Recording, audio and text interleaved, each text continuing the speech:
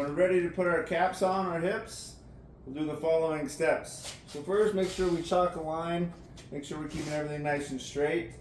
And our hip starter, we're gonna go ahead and take a full piece, come down here, and mark my angles of my corner.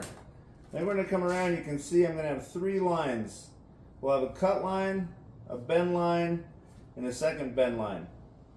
So once we get done cutting and bending those, it will create a 3D cap, as you can see here.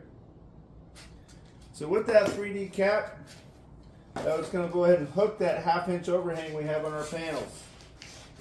So once we're ready with that one, we'll go ahead and come back with our barrier foam. And we're going to just set that on top and sandwich that between our panel and our cottage cap. So first panel, go ahead and just hook that one. Then we're going to come back following our chalk line. Go ahead and fasten that 1.5 inches up from the edges down into the decking. One on either side, both 1.5 inches up. Then we'll just continue up with our caps, fastening on either side 1.5 inches up. Make sure we don't over tighten or under tighten our fasteners.